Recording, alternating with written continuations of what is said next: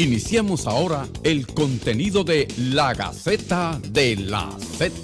Muy buenas tardes, país, y al mundo que nos escucha. Después de esta maravillosa Semana Santa, entonces hay que retomar el debate.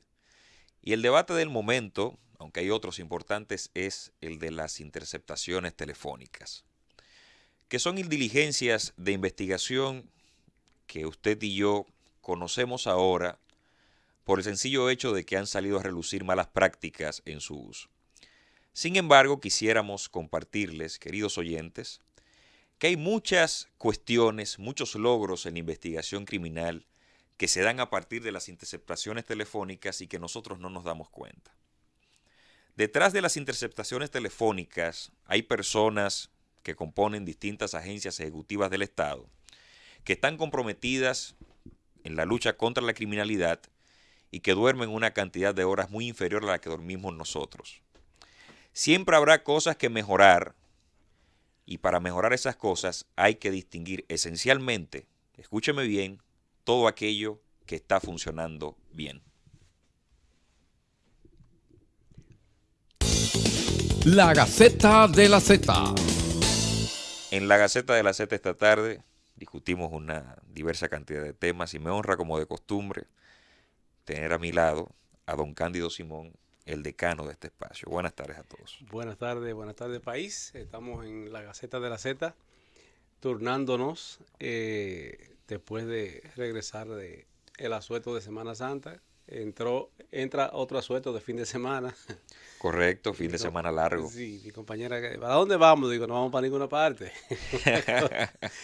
Mira, el tema de las interceptaciones telefónicas, yo no sé por qué hacen tanto escarceo. ¿Qué es lo raro? Lo que pasa es que hay muchos actores ahora. No, lo que pasa es que ahora se sabe.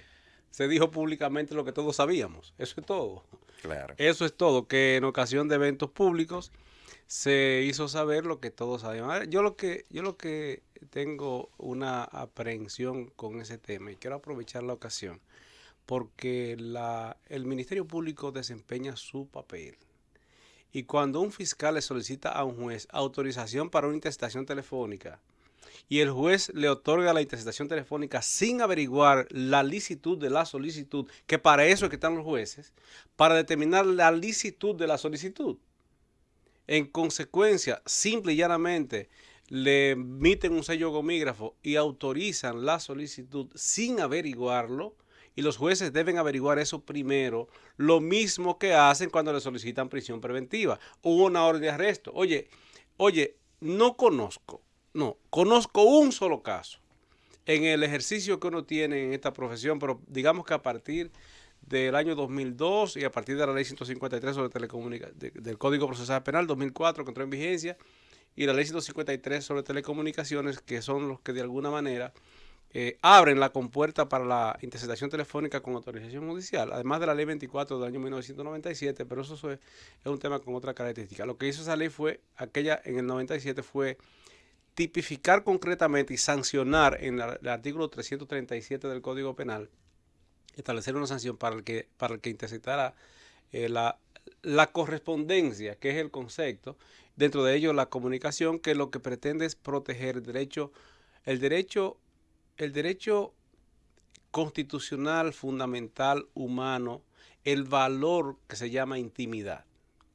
Eso es lo que garantizan estas normas y desde esa época hasta ahora solo conozco un caso en que un juez rechazó una solicitud de interceptación telefónica. Un caso conozco. Uno en tanto tiempo. ¿Por qué? Porque se limitan los jueces única y exclusivamente a autorizarlo. Lo propio hacen con las solicitudes de órdenes de arresto. Óyeme, una orden de arresto contra un señor que le dicen Bigote. Y créeme que lo autorizan. Solo conocido como Bigote. Solo conocido como Bigote. Pero ¿y si lo autorizan?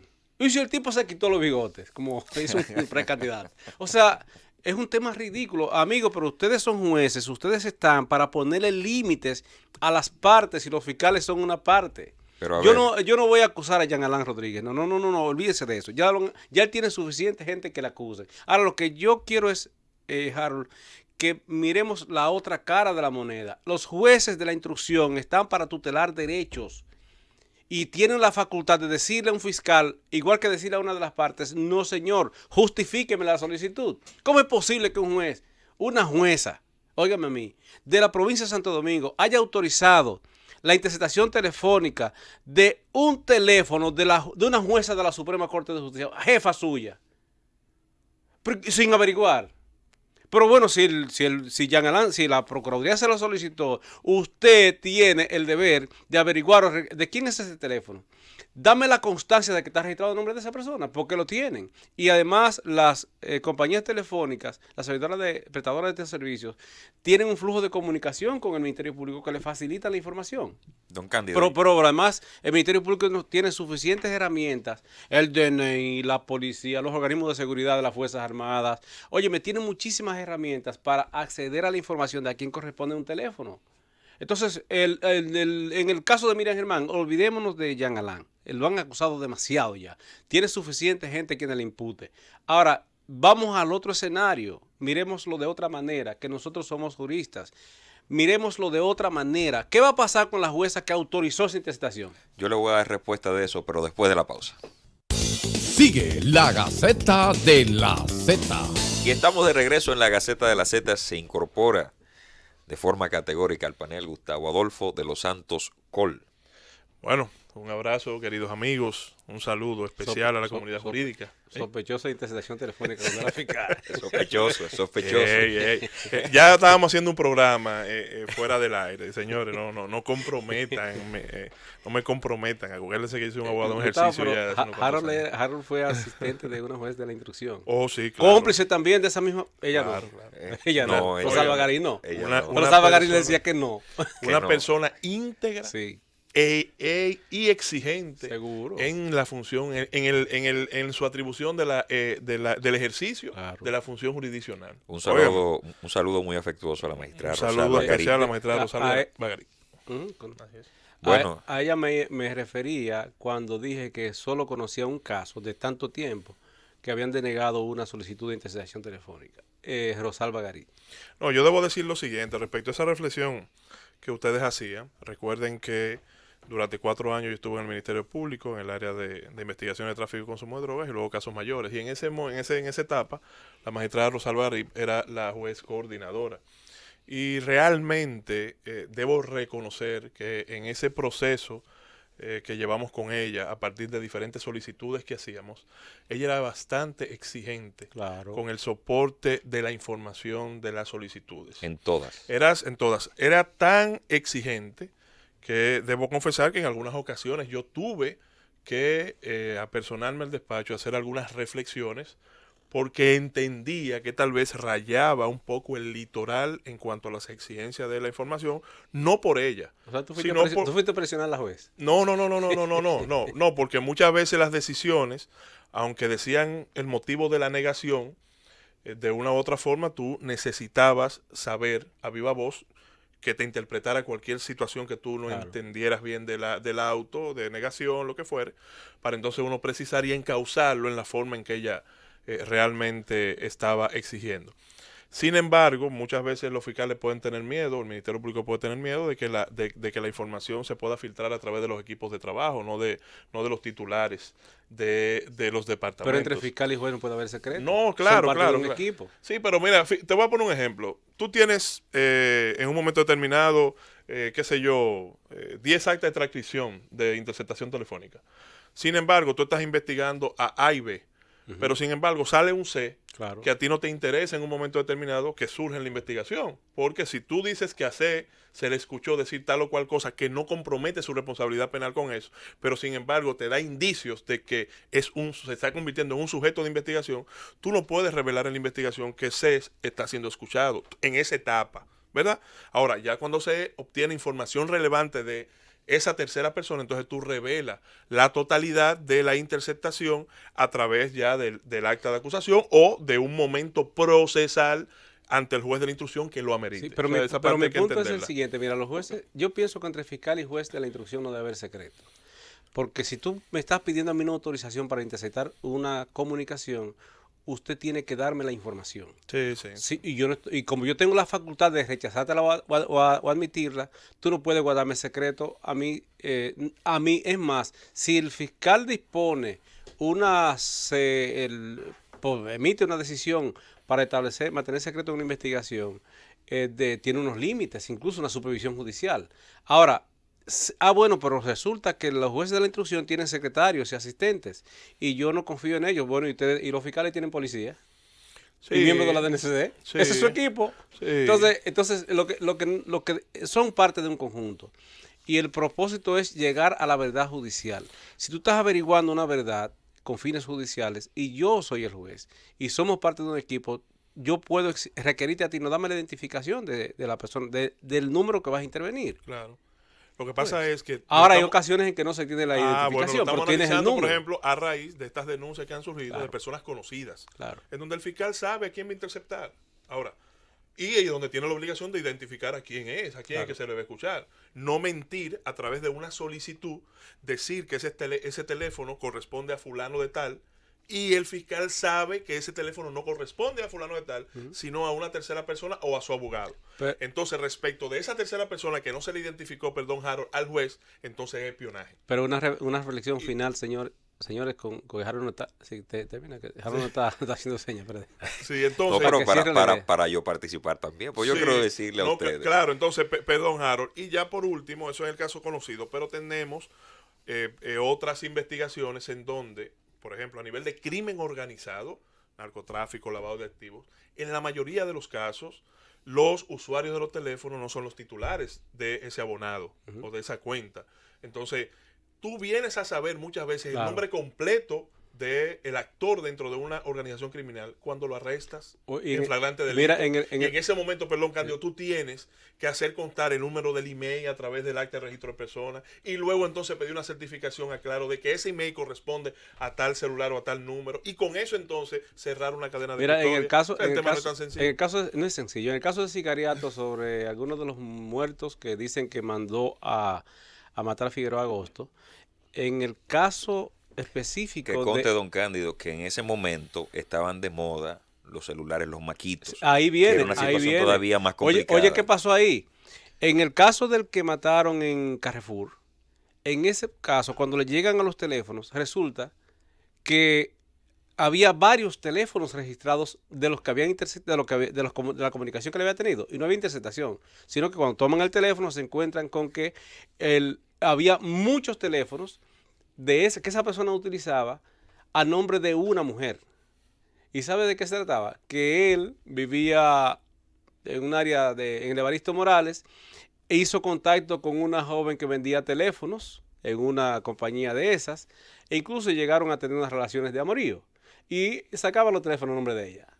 O sea, ella le vendía el teléfono y ponía los teléfonos maquitos en nombre de ella. Y él era quien los utilizaba. Él los vendía a 6,000 pesos. ¿A quién? Al equipo Figueroa Agosto. Esa muchacha estuvo detenida cuando le llegan a la información. Resulta que ella no tenía nada que ver con eso, sino que se trataba de esa situación. Eso se pasa con los fiscales. Yo te voy a dar un dato. Todavía, al día de hoy, existen agencias, es decir, contratistas de las compañías de teléfono, que le suministran diferentes líneas de teléfono a nombre de tercera persona. Eso la autoridad lo sabe, primero. Segundo, ¿por qué tú crees, por ejemplo, que Data Crédito y la otra compañía, Dios mío, nada, me sale ahora el nombre, Data Crédito, que antes era Cicla, pero ya no, tiene otro, TransUnion. Y es una cuña. No. Tengo que decir porque son compañías, que prestan un servicio en esta materia, en el área incluso de investigación, porque tú a través de ella puedes solicitar cualquier tipo de depuración. Claro, con la cuenta y pagando. Entonces, si tú te vas a la ley de información pública, ellos ahora están exigiendo que para tú depurar a una persona a nivel de crédito, tú pongas el número de cédula. Antes no. Claro. Antes no se podía. Y yo como Ministerio Público llegué a hacer allanamientos donde yo encontré depuraciones. Por ejemplo, tú ponías Harold Modesto en Data Crédito y te salían 28 Harold Modesto.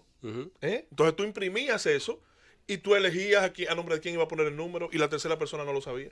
Claro. Fíjate ese dato. Pero con ese tema de la interceptación, señores, como una reflexión final. Antes de la reflexión final, don Cándido, para que usted la retenga ahí. Miren, yo creo que recibí cientos de interceptaciones telefónicas. En un momento que recordará Gustavo, donde teníamos una crisis de personal en coordinación de la instrucción, donde teníamos que hacerlo todo.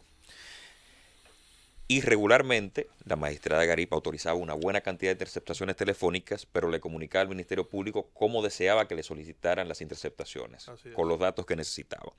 Nunca se ha estilado entonces que exista mucha información y hay una situación particular que enfrentan los jueces. Yo he dicho antes que no tienen cómo verificar la veracidad de la información que le presentan, por dos razones. Primero, el Ministerio Público no es una agencia delictiva, es el Ministerio Público. Hay que confiar mínimamente en lo que está presentando el Ministerio Público. Claro. Y segundo, ¿qué puede estar haciendo un juez preguntando en una investigación, en un espacio que es muy de inteligencia, de quién es un número, de quién es cualquier cosa? Entonces, es una cuestión bastante delicada, sobre todo cuando una interceptación telefónica, la autorización pasa por las manos de tantas personas. Yo ahí era el secretario general en ese momento, pero pasaba por las manos de la recepcionista.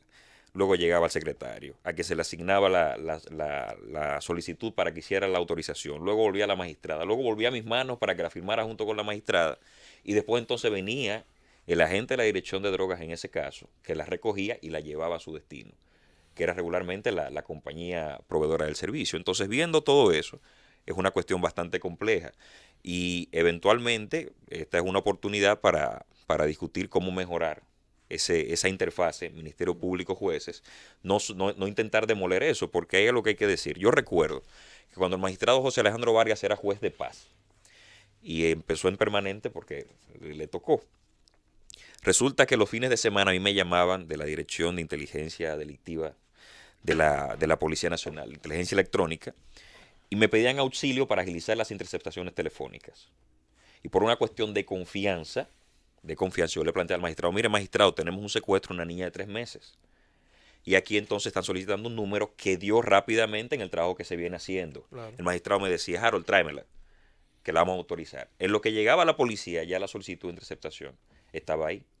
Y ahí entonces se agilizaba el trabajo. Al otro día teníamos el caso. Eso no sale en los medios de comunicación. Nadie sabe que diariamente se resuelven cuestiones de esta naturaleza. Es más, hoy tenía yo un alumno recibiendo clases que me dice: profesor, voy a salir, que me acaban de llamar que hay un secuestro. Esas cosas no salen en los medios de comunicación, claro, y se resuelven a través de las interceptaciones telefónicas. Claro. Por eso no se puede llevar el debate por partes interesadas en los procesos, que es verdad, hay malas prácticas, pero esas son las malas prácticas.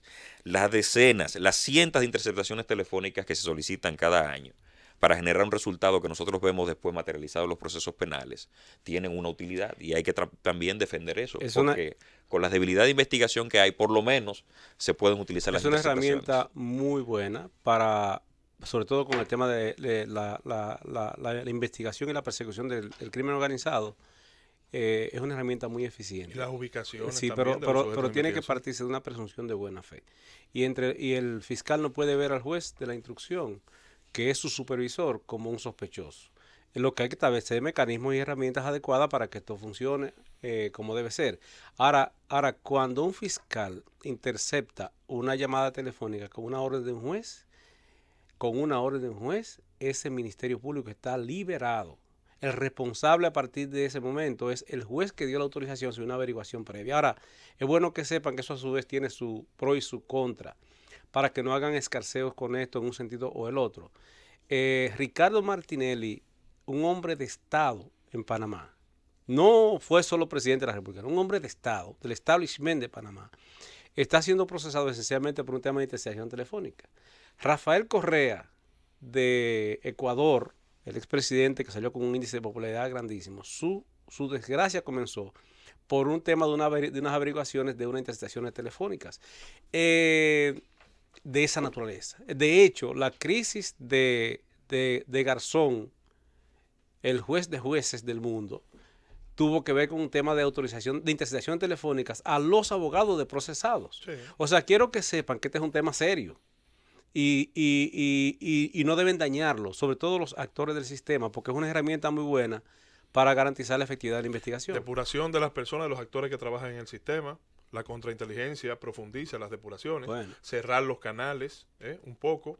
Y cuarto, que el Ministerio Público también maneje la suficiente responsabilidad en cuanto a la identificación o no de las bases y causales que le sirven a su solicitud. Y por último, decirte, Harold, que la fiscalía no te tuvo interceptada. Llévatelo, Marenita. Sigue la Gaceta de la Z. De regreso en la Gaceta de la Z, ya por fin, eso me martirizaba. Tenía años pensando que la Fiscalía del Distrito, mientras trabajé en el Poder Judicial, tenía mi teléfono intervenido. Y gracias a Dios, Gustavo me dijo que yo no le creo, pero de todas formas, yo no tengo ese problema. Me confirmó que no. Bueno, cuando no son los organismos de seguridad, son más de mis hijas. Bueno, lo que pasa es que usted está interceptado por distintas vías. Sí.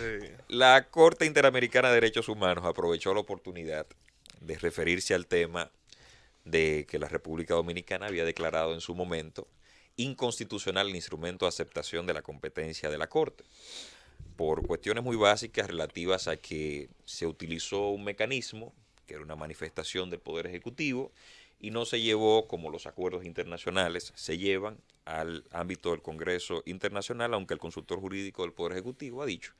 El consultor jurídico del Poder Ejecutivo de entonces, era en ese momento, me parece, embajador en Washington. Él fue el que llevó la resolución a la dijo en ese momento que el mecanismo fue el idóneo porque no había que hacer el mismo procedimiento para un tratado internacional. Bueno, la Corte se pronunció por principios como pacta sunt servanda, todo lo pactado obliga, y que el Estado Dominicano ha reconocido la eficacia de la Convención Americana de Derechos Humanos en múltiples ocasiones, en diversos espacios, por lo que no debía declarar en ese momento, no tenía cierta validez declarar que no tenía la inconstitucional instrumento de aceptación de la competencia de la Corte. Esa es la discusión actual, don Cándido, hasta ahora, y me parece que eso va a generar importantes discusiones en la medida en que la Corte Interamericana vuelva a apoderarse de ciertos casos. A pesar de que algunos juristas se han referido a la cuestión como una sentencia, no es más que un ejercicio de revisión del cumplimiento de las decisiones de la Corte. Lo lamentable es que yo tampoco lo sabía, es que ni siquiera la sentencia de las niñas Licia Yan y Violeta Bocico ha sido cumplida por el Estado Dominicano. Entonces vamos a extender la discusión y la crítica a esos espectros. El derecho internacional tiene una dificultad, que es el tema de la fuerza. Los organismos de derechos humanos no tienen un mecanismo operativo para forzar la solución, ni siquiera para cobrar el dinero que establece como indemnización. Al menos en el sistema interamericano, porque la Corte Europea, Tribunal Europeo de Derechos Humanos, es todo un poder ahí. Inclusive sus decisiones son tomadas en cuenta para todo el sistema y tienen que acogerse por los órganos Pero no tienen inferiores. una policía para meter preso al presidente que desobedezca la decisión. Eso es como claro. llevarlo a la cárcel. Sí, pero llevarlo al escenario, como usted lo va a llevar en breve, al escenario técnico de discusión internacional, porque muchas veces, por ejemplo, en esta ocasión el gobierno ya ha politizado un poco la posición y ha dicho de que la soberanía no se negocia. Bueno, pero que no estamos hablando de un tema de intervención ni nada que se parezca, estamos hablando de un tema de competencia. Déjame decirte, cuando un Estado suscribe una convención internacional sobre derechos humanos, una convención internacional cede un espacio de soberanía. Claro. Hoy con el tema de la extradición, ¿tú sabes en qué consiste?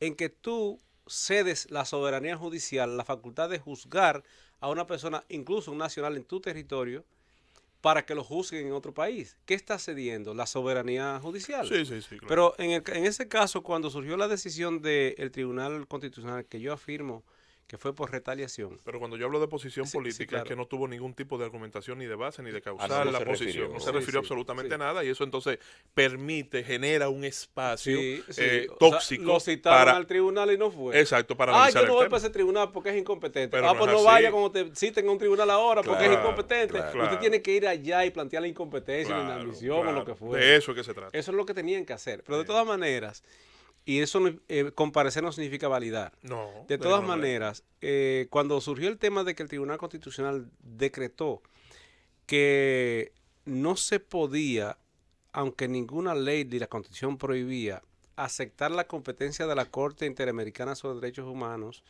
por una resolución del presidente, por una comunicación del presidente de la República, que era Leonel Fernández, y el embajador en Washington, en consecuencia ante la OEA, era quien es hoy el consultor jurídico del Poder Ejecutivo, Flavio Darío Espinal, en aquella ocasión. Y he dicho que independientemente de las funciones políticas que cada cual haya desempeñado, o cada uno de las funciones estatales que desempeñaban en el momento, esas dos juristas, uno que se llama doctor Leonel Fernández Reina y otro que se llama Flavio Darío Espinal, son de los mejores juristas de derecho internacional del país. Claro.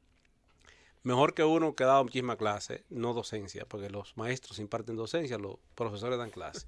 Los maestros tienen discípulos, los profesores tienen alumnos. Este es el único que ha escrito, el que más ha escrito aquí de eso, que nunca asume posición. Estos dos, oye bien, Leonel Fernández como jurista, como abogado, su especialidad es Derecho Internacional Público y Flavio Darío Espinal. Entonces, son dos juristas que en el momento yo quiero imaginarme que sabían que estaban cómo debían hacerlo. Bueno, pues hay un dato. Y es que de los 36, 37 países de signatarios de la convención, 23 lo han hecho por resolución del presidente de la República. Porque la convención de 1977, ratificada en el 78, aquí con el 84, la Convención Interamericana de Derechos Humanos, establece que en ese momento algunos países asumieron la competencia de la Corte que fue creada por esa convención. Y la República Dominicana es signataria fundadora de esa convención. Y los países que no asumieron la competencia en ese momento, dice la convención que pueden hacerlo posteriormente. Y dice incluso por una resolución o por una comunicación. Lo que hizo Leonel en 1999 fue hacerlo por una comunicación, como dice la convención, que es como una especie de constitución entre los estados. Que es lo que se ha criticado. Sin embargo, el Tribunal Constitucional dijo que no debía hacerse así. Ahora, hay un detalle, pero no estaba prohibido por la Constitución ni por ninguna ley. No dice que debe ser por una resolución del Congreso. La convención dice varios mecanismos, entre otros se establece una comunicación. Ahora, decretando, admitiendo la competencia de la Corte, y resulta que el jefe de Estado era Leonel Fernández, que era el presidente de la República. El presidente de la República, cual que sea en cualquier época, es el jefe de Estado, el que tiene la facultad para hacer este tipo de cosas. Ahora, el Tribunal Constitucional dijo que no, que estaba mal hecho, que violaba la Constitución. No es muy preciso en qué sitio lo dice la Constitución del momento, pero eso fue lo que dijeron. Entonces decidieron que nosotros no seríamos más miembros de la Corte hasta que se haga, sería por una resolución del Congreso, que no se ha hecho. Cuando van ahora, la Corte hizo ahora lo que ha hecho en otras ocasiones. En el caso de Fujimori, en Perú, cuando Fujimori disolvió, entre otros, el Tribunal Constitucional de Perú, entre otros, lo disolvió, los jueces del Tribunal Constitucional fueron a la Corte Interamericana. Y Fujimori, antes de que se conociera el proceso, logró que en el Congreso se aprobara una ley renunciando a la competencia de la Corte. Óigase bien, una ley. Y le llevaron esta ley para que la Corte se declarara su incompetencia y no se conociese de la disolución, de la acción que incoaron los jueces del Tribunal Constitucional del Perú. ¿Y sabe qué dijo la Corte? Para usted decretar la incompetencia de la Corte, salir de la competencia de la Corte, tiene que renunciar a la convención, porque es a través de la convención que usted se incorporó. Y se la rechazaron y reincorporaron los jueces del Tribunal Constitucional. Atención, señores jueces del Tribunal Constitucional Dominicano. ¿Sabían que hubo un Tribunal Constitucional del Perú que se salvó su situación por tener la competencia de la Corte? ¿Lo sabían? O sea, no entiendo cuál es el fundamento de esto. ¿Qué va a pasar ahora? Simple y llanamente que la Corte va a continuar conociendo de todas las decisiones que se sometan. Simple y llanamente eso. Yo termino con esto con una reflexión muy precisa, y es que para ser miembros, juez de la Corte Interamericana sobre Derechos Humanos, el estado del candidato a juez debe ser miembro de la Corte, debe tener la Corte como competencia. Pues resulta que Radairis Abreu, viuda Polanco, dominicana, fue juez ante la Corte porque éramos miembros teníamos jurisdicción ante nosotros.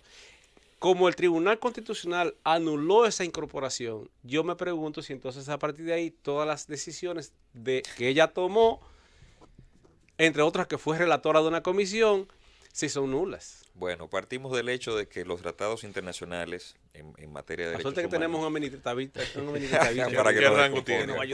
Tienen jerarquía constitucional. Oiga, ese es el tema. Por otro lado, nos hemos cansado de citar a granel las decisiones de la Corte Interamericana de Derechos Humanos. Eso podemos hacer un arqueo y es casi imposible hasta hacer el levantamiento. Resolución 1920. La 1920. Que dice que las decisiones de la Corte Interamericana de Derechos Humanos entre otras, las sentencias son fuentes de derecho interno. ¿Cómo vamos a hacer con eso? Claro, Bueno, y por otra parte... revisiones penales ante la Suprema, por cambio de orientación de criterio. Eso podría ser. Y por otra parte, naturalmente, lo que dice don Cándido es que tuvimos una jueza en la Corte Interamericana de Derechos Humanos. Desconocer eso... Usurpó funciones, entonces. Hice el comentario en el ámbito penal, ¿verdad? Claro, sí.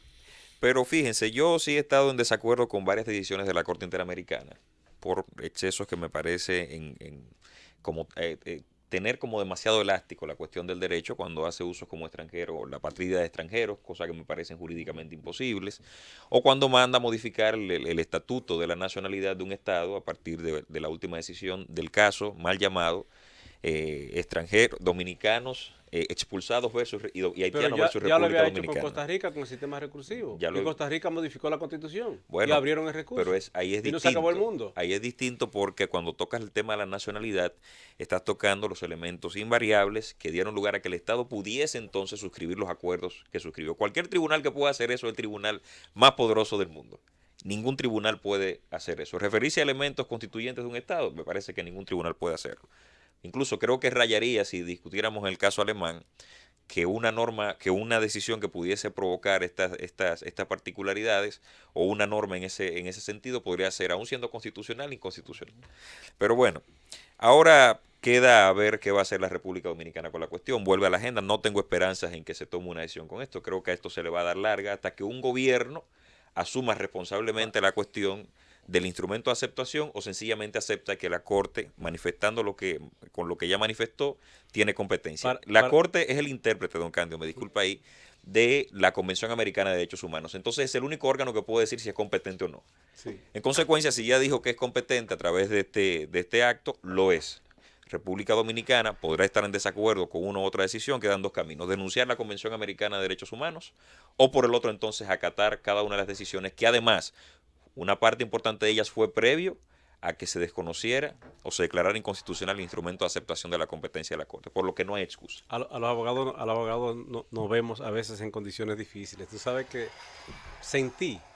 percibí a Flavio Darío final ayer desdecirse cuando tuvo que salir como consultor jurídico del Poder Ejecutivo a explicar que el Estado Dominicano tomó la decisión de acatar la sentencia de la Corte cuando había sido él el que, siendo embajador en Washington, quien llevó la comunicación que el presidente de la República envió aquella vez. Esas son cosas de la vida. Es duro. Cosas de la vida. Vamos a ir a una pausa, en breve seguimos con más de la Gaceta de la Z. Sigue la Gaceta de la Z. De regreso en la Gaceta de la Z, tratando temas de interés jurídico por aquí, donde la sintonía es legal y legítima en esta maravillosa emisora que nos permite este espacio para debatir con nivel los temas de interés nacional. Tenemos en el día de hoy el placer de compartir nueva vez con el honorable magistrado, amigo nuestro, Argenis García, juez del Tribunal Superior de Tierra del Departamento Este, con quien vamos a hablar de los temas que componen el núcleo de su pasión, que son los administrativos, pero ahora ya no vamos a hablar de ejecución de sentencias, sino vamos a hablar esencialmente de métodos alternos de resolución de conflictos en materia administrativa y tributaria. Bienvenido. Entonces, ¿por qué tú pides aplauso cuando Yocauri viene y cuando viene el magistrado Argenis? No, eso aplauso. No, lo que pasa es que el magistrado, debiste decir que se incorpora al staff. Sí, sí. Fue de la casa, Ya de la casa. Ya es de la casa, sí. Bueno, Harold, Gustavo, don Cándido, para mí un placer siempre compartir con ustedes y las buenas tardes a los amigos que nos sintonizan. Gracias siempre por el favor de su sintonía. Y como decía Harold, un tema que yo creo que debería dársele más preeminencia en los temas de debate jurídico. Nosotros que nos quejamos tanto de las agendas abultadas de los tribunales y principalmente de esta jurisdicción contenciosa administrativa, tenemos un nuevo instrumento que es bueno socializar, es bueno conocerlo. Como cualquier instrumento normativo tiene sus posibles falencias, sus críticas, pero también tiene su parte positiva. Y yo creo que la parte más positiva que podemos observar ahí es justamente el empeño en crear un instrumento que además es general para todas las demás materias, para que nosotros podamos buscar una forma de desjudicializar una cantidad de procesos que pudieran no necesariamente llegar al redil judicial y evitarnos justamente esos cúmulos de trabajo. Ahí está la propuesta de políticas públicas inmediatamente. de evitar entonces la congestión de los tribunales, Claro, claro. porque ahí hay mucha litigiosidad en esa Bastante. materia. Sobre todo por la circunstancia que tenemos, un impasse legislativo, de que todavía, a pesar de la Constitución del 2010, no se han habilitado los tribunales administrativos de primera instancia, y eso nos lleva a que tenemos un solo Tribunal Superior Administrativo para todo el territorio nacional cuando se trate de administración central, lo cual evidentemente implica que, como siempre hemos señalado, un municipio del Peñón de la provincia de Pedernales tiene que conducir más de 300 kilómetros para llegar al Tribunal Constitucional, al Tribunal Superior Administrativo, pero igualmente se llenan de procesos y de casos que evidentemente la capacidad supera la demanda que tienen los usuarios. Pero déjeme ver algo. La Suprema Corte de Justicia tiene facultad de resolución. Correcto. Y además, la Suprema Corte de Justicia, sin una ley, ha incorporado tribunales de primera instancia, por ejemplo, en Villa Altagracia, que es un municipio, no es un distrito municipal, que los distritos municipales, en términos de organización judicial, son las provincias. Correcto. Villa Altagracia no es una provincia, pero la Suprema Corte de Justicia incorporó allí, por resolución, un tribunal de primera instancia y funciona bien. No podría, en el caso del Tribunal Contencioso Administrativo, que es una gran complicación, porque se crean, este superior administrativo. Correcto. Digamos que es como una especie de alta instancia de Una corte de alta apelación. Pero resulta que las de corte de apelación conocen en primera instancia. Pero en materia, y la Constitución establece que indica que se norme o se establezcan tribunales de primera Y instancia. los 2 grados de jurisdicción, además. Y los 2 grados de jurisdicción. Y no podría hacerlo la Suprema Corte de Justicia o el Consejo por resolución. Bueno, de hecho ya se hizo un primer intento. En el año 2007 hay una resolución que es la 1-2017, todavía reposa en la página del Poder Judicial, donde el Consejo habilitó 4 tribunales administrativos de primera instancia, uno en La Romana, uno aquí en la capital, uno en Santiago y uno en La Vega. Sin embargo, hubo una situación aquí y es el tema justamente que decíamos, el tema competencial. Porque ¿qué ocurre? Que la ley 1307, que es la ley de transición para el procedimiento contencioso administrativo y tributario, dispone que las cámaras civiles y comerciales fuera del Distrito Nacional y la provincia de Santo Domingo van a conocer de lo contencioso administrativo municipal. Entonces, ¿de qué manera yo puedo con una resolución quitar esa competencia que me da una ley y otorgársela ahora a un tribunal que la propia Constitución dispone a partir del 164, que la ley es la que va a determinar su competencia, su ubicación y su localización? De manera que una resolución, y en el orden jerárquico de fuente, todos aquí sabemos, no podría modificar el contenido de la ley 1307. Ese básicamente ha sido el impasse, aunque la intención siempre ha estado. Pero bueno, pero no lo incorporen para los temas municipales. O sea, no modifico por resolución la ley que efectivamente establece la competencia de los tribunales de primera instancia, cámaras civiles, para lo municipal. Correcto. Acciones de amparo y ese tipo de cosas que funcionan bien. Bueno, pues no se incorpora en la resolución y se incorpora para otras áreas. Sí, de hecho... Estoy pensando en solución. Sí, de hecho la mayor cantidad de procesos que llegan a las instancias civiles son contencioso administrativo municipal. Igualmente el Tribunal Constitucional el pasado 10 de diciembre del 2018 emitió una sentencia interesantísima, la 598, de la cual muchos juristas se han abocado incluso a hacer algunas críticas, dentro de las cuales participo, porque esa sentencia inclusive llegó a decir que las cámaras civiles iban a tener competencia para lo contencioso administrativo de la administración nacional, lo cual también es un poquito irse fuera de las competencias que tiene el Tribunal Constitucional, porque la Constitución establece que solo la ley puede atribuir competencias. Claro. Lo cierto es que sí, todas estas aspiraciones son positivas. ¿La ley o la Constitución? La Constitución. Son positivas por el hecho de que por lo menos nos estamos interesando en la idea de descongestionar y de crear lo que siempre debió existir, una jurisdicción contenciosa administrativa en cada distrito judicial que pudiera necesariamente establecer el control de la administración central y de los municipios. Pero el tema que nos trae aquí en este momento es a presentarle a la comunidad jurídica una resolución que yo entiendo que debería ser el manejo del día a día. Es la resolución 2142. 2142-2018, 19 de julio del 2018, que es el reglamento general para las medidas de resolución alternativas de conflicto. Como dije al inicio, es una resolución que no es solamente para el área administrativa y tributaria. De hecho, la resolución general que se manejaba en el área penal para las medidas alternativas de solución de conflictos quedó derogada por esta resolución y ahora en un solo instrumento único, ahora tenemos una resolución general que abarca la materia administrativa, tributaria, civil, laboral e inmobiliario. Eso nos da un campo un poco más unificado a la hora de tramitar los procedimientos, pero también nos crea un mecanismo interesante para aquellos que quieran abandonar un poco la litigiosidad y llegar a la solución del conflicto, que al final se supone que es lo que debemos querer. Porque cuando usted llega a una instancia judicial, independientemente de los intereses que usted represente, usted lo que quiere es una solución del conflicto. Pero cuando esa jurisdicción, por la cantidad de casos que tiene y las complicaciones laborales que tiene, te dura 4, 5, 6 años para solucionarte un proceso, pues todos siempre hemos dicho que justicia tardía no es justicia. De manera que yo creo que esta resolución viene de alguna manera a crearnos un mecanismo alterno, como su mismo nombre lo dice, para evitar esos pleitos que muchas veces pudieran ser más costosos que beneficiosos para las partes.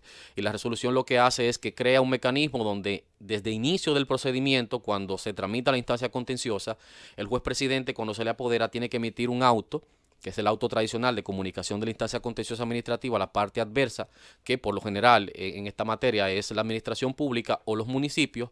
Entonces le da un plazo para que vayan al centro de mediación y conciliación, para que en un plazo máximo de 30 días puedan llegar a un acercamiento, a un advenimiento, y se eviten el litigio judicial y evidentemente lleguen a una justicia que, como siempre digo, es la justicia más sana que se le puede dar a las partes, porque las dos han construido la decisión jurisdiccional.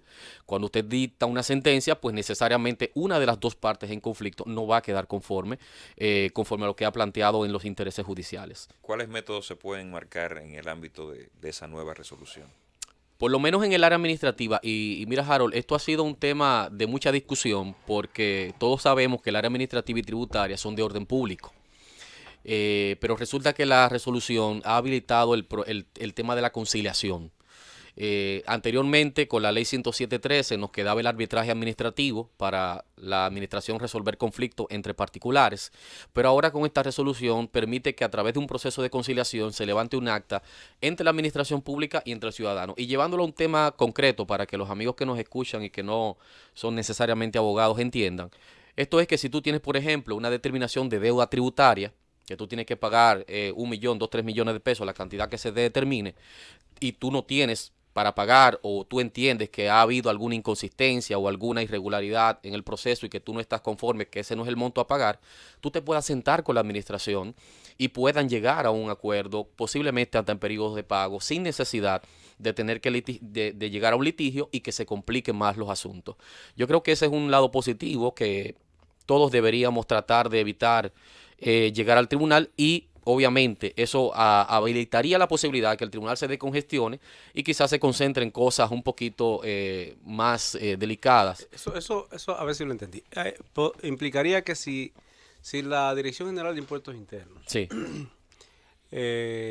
O la Dirección General de Aduanas, Cualquiera de la te hace administración. una reliquidación, que se le una cosa que yo Sí. sé que consiste eso, te liquidan, tú pagas los impuestos y 2 años después se te aparecen con una reliquidación para ver si es verdad lo que ellos ya comprobaron y cobraron. Sí. Pero bueno, Recuérdate, Cándido, que lo que genera el litigio no es la base impositiva, sino son los sí, el impuesto que las paga. sanciones y una Sí, serie pero de el cosas. punto es el siguiente. ¿Significaría eso que si le intima Impuestos Internos o la Dirección General de Aduanas a pagar unos impuestos, Sí.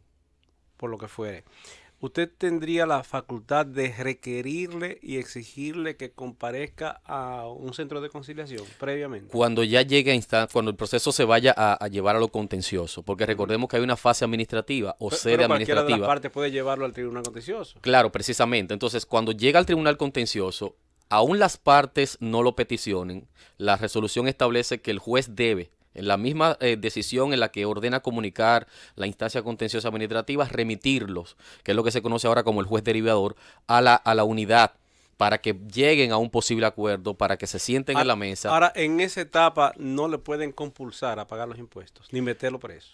Mire qué es lo que ocurre, y justamente por esa es la naturaleza importante de la resolución. En materia tributaria, el Código Tributario dispone, y la misma Ley de Eficiencia Recaudatoria, que después de que se termine el proceso de las excepciones y oposiciones que establece el 91 y siguiente del Código Tributario, ya la decisión, la única forma de tú detenerla para que el ejecutor administrativo no te la ejecute, valga la redundancia, es pagando el 50% de la deuda.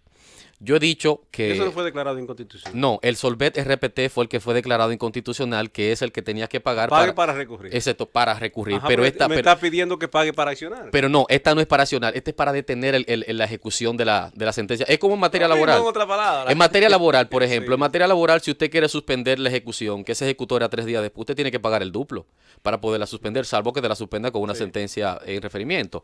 Pero en esta materia lo que dice el legislador es, mira, tú tienes que pagarme el 50% de la deuda determinada y de lo contrario no se suspende. Ahora bien, ya llegado a una instancia conciliatoria o a un centro de mediación que además tendrá un profesional del área, siempre he dicho, los abogados todo lo complicamos, todo lo vemos a nivel de litigio. Bueno, Si nos vemos ante un amigable componedor que nos deje opciones y además sentadas las partes en conflicto, si un abogado asusándote detrás, diciéndote, mira, esto hay que llevarlo a litigio, porque todos sabemos, y ustedes lo saben como abogados, que hay abogados que prefieren pescar en la mar revuelta que en el río sereno porque les resulta más cómodo, porque sí, Gustavo y Harold hacen eso. si el litigio, no, claro que no, son de los buenos. Si el litigio se extiende, pues yo evidentemente puedo tener más beneficios económicos como profesional del derecho. Entonces, por eso digo que esta resolución, si uno se sienta a examinarla y a ver la posibilidad de lo que yo quiero una resolución alterna, puedo llegar a una solución pacífica del conflicto en un menos tiempo y menos costo Pero económico. si yo le deposito, este tema me apasiona, me cae. Pero, No. porque Dentro de las preguntas que tú tienes, que me dejas hacer una cuando tú entiendes. quiero empujar a un punto muy sensible, y es que sobre todo impuestos internos, te abren un proceso de conversación y mientras tanto te procesan y te meten preso y te piden medida de coerción. Y de pronto tienes tú que transarte pagando lo que ellos dicen. Entonces, si le están requiriendo el pago de unos impuestos, tú piensas que no lo debes. Podría accionar ante el Tribunal Contencioso Administrativo contra esa resolución o esa intimación de pago. Y mientras me mandan en conciliación el presidente del Tribunal Contencioso Administrativo, así se llama, ¿verdad? Sí, presidente del Tribunal Superior Administrativo. Superior Administrativo, no contencioso. Podría emitir una decisión, una medida cautelar, suspendiendo el pago. Pues no puede pagar. Se están cobrando 100 millones de pesos. Tiene que pagar 50 millones de pesos y no lo tiene. Ahí es donde va, le decía, hay un tema de tesis jurisdiccional y se ha discutido bastante. Porque, ¿qué resulta? Que la ley 307 establece que las medidas cautelares que ella misma prevé, cuando se trata de materia tributaria, se regularán por su propia legislación, que es el Código Tributario. Pero hay un detalle, cuando tú vas al Código Tributario, en el artículo 81, notas que en materia tributaria, per se, el legislador del 92 no reguló medidas cautelares, lo que reguló fueron medidas conservatorias, que son las medidas que se le dan a la administración para evitar que el contribuyente distraiga los bienes para el cobro del crédito. Lo que resulta que por una disposición de envío de la misma ley, tú deberías acogerte a las medidas cautelares que tiene la misma ley 307. Yo soy partidario de que es posible, claro, de que hasta con una medida anticipada, en el interín de que se conozca el recurso contencioso, yo le pueda pedir al presidente del Tribunal Superior Administrativo y a la Cámara Civil en los casos de árbitros municipales que me suspenda la ejecución de la deuda hasta que se conozca el fondo del recurso como tal. Sobre todo porque eso me facilitaría a mí, por ejemplo, un tema económico, si finalmente lo tengo que pagar y luego ese dinero resultaba que no tenía que pagarlo, yo pudiera invertirlo en una recapitalización, en pago de nómina. Eso hace más viable la conciliación. Evidentemente. Fíjate. Nadie concilia con un pie en el cuello. No. Bueno, depende. Sobre todo cuando es el Estado. Depende.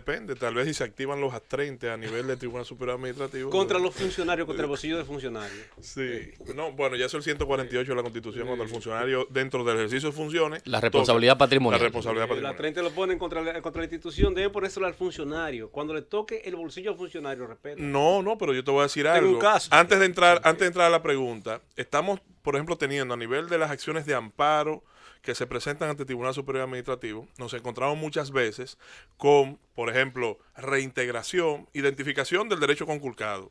La reintegración, pero entonces la sentencia de amparo no te liquida el monto, sí, que durante 1 o 2 años son par. Entonces tienes que irte a la jurisdicción civil a liquidar la sentencia y ahí puedes conseguir el A30 en contra del funcionario. Sí, porque ha ocurrido, porque el Tribunal Constitucional ha dicho que la liquidación de las 30 no se lleva ante el juez de amparo. Exacto. Entonces tiene que irte a la jurisdicción civil. Ha dicho muchas cosas. En cuanto a la acción de amparo, ya el tema de las 30 yo lo iba a tratar era con los recursos contenciosos, sí, que ya es otro ámbito. Ahora bien, este tema de la resolución solamente me preocupa algo, magistrado, y es que se me parece un poco al tema del arbitraje en materia comercial y su obligatoriedad, que creo que hay una sentencia del Tribunal Constitucional que toca el tema del arbitraje y cuestiona un poco el derecho al acceso a la justicia. Entonces, la parte que me preocupa es la obligatoriedad de ir al centro. Sí. Si la obligatoriedad de ir al centro por un tiempo específico no toca de manera profunda el acceso a la justicia, es decir, ¿por qué no dejar a las partes la disposición de ir a conciliación o no? ¿Y por qué restringir, entiendo yo, el derecho al acceso a la justicia con una obligatoriedad? Estamos de acuerdo de que el objetivo es que me paguen, el objetivo es que me restablezcan, el objetivo, bien, la conciliación siempre será la mejor vía. Ahora, hay litigios que desde el momento de su nacimiento dan luces bastante claras de cómo es que se van a resolver. Claro. ¿Entiendes? Entonces, ante esa realidad, no estaría tocando, y esa es la pregunta ya, después de la argumentación, el derecho al acceso a la justicia, el hecho de que la resolución declare como obligatoria ir al centro para fines de conciliación. Bueno, mira, la pregunta, y qué bueno que haces esa pregunta, Gustavo, porque ¿qué resulta? La resolución pensó también en ese aspecto. Cuando vemos el procedimiento de la resolución, vemos que el procedimiento de declinación o de derivación al centro de conciliación queda abarcado dentro del mismo procedimiento contencioso administrativo, de manera que no lo interrumpa. Cuando yo voy a la jurisdicción de conciliación, y ojo, aparte, recordemos que incluso en materias como el caso del derecho laboral, recordemos que hay una audiencia de conciliación obligatoria. Sí, claro. Y si las partes en penal privado. y penal privado. Y si si las partes no quieren, simplemente se levanta acta y se continúa. Claro. Básicamente, aquí ocurre algo similar. ¿En qué sentido? Cuando el juez del Tribunal Superior Administrativo emite el auto, donde se comunica la instancia contenciosa administrativa a la parte adversa, se le dice, mira, tú tienes 10 días para que vayas al Centro de Mediación y Conciliación para que determinen si pueden o no conciliar. ¿Esa derivación es obligatoria según la resolución? Sí, sí es obligatoria. Ahora, ¿dónde está el detalle? Que yo puedo llegar allá y decirle, miren, a mí no me interesa conciliar. Punto. Se levanta acta, se devuelve ante el juez superior administrativo y siguen con el entierro, con el procedimiento. De hecho, un dato más. La resolución inteligentemente hizo lo siguiente. Mira, cuando yo comunico la instancia contenciosa administrativa al Procurador General Administrativo o a la administración o al síndico, en los casos de los ayuntamientos, tú tienes 30 días para hacer lo que se conoce como tu escrito de defensa. El mismo plazo para máximo para llegar a un posible acuerdo que da la resolución es dentro de esos 30 días. De manera que si al culmine de esos 30 días no han llegado a ningún acuerdo, tampoco interrumpe el procedimiento, porque va a continuar igual y finalmente va a facilitar eso el proceso. Debiera incorporarse también en el tema de responsabilidad civil por violación a la ley de tránsito. Tú sabes que en la evaluación salió un dato que da cuenta de que el 42% de los procesos en materia civil son por responsabilidad civil por accidentes de tránsito, porque se fueron del Tribunal de Tránsito. Por la lentitud principalmente. No, de los porque procesos. la ley le exige la comparecencia de las partes, Sí. por el proceso de mediación. Entonces los abogados lo que hacen es que van ellos y cogieron para la jurisdicción civil y tienen una sobrecarga de trabajo los tribunales civiles con el tema de tránsito, una conciliación obligatoria con las partes. Tú puedes estar seguro que en la mayoría de los casos llegaría a un acuerdo. Claro. Eso es así. Bueno, entonces, no me va a dejar hacer la pregunta sobre el tema de los A30 y eso, ¿no? Ya tú la hiciste. Ya está bien. Y ahí está bien. Bueno, queridos y queridas oyentes fieles de la Gaceta de la Z, muchas gracias al magistrado Argenis García por habernos acompañado el día de hoy, y ahí mismo se engancha el próximo compromiso para que pronto, Siempre muy pronto, ustedes. Nos vemos el próximo sábado. será el próximo sábado cuando nos encontremos de nuevo. La Gaceta de la Z.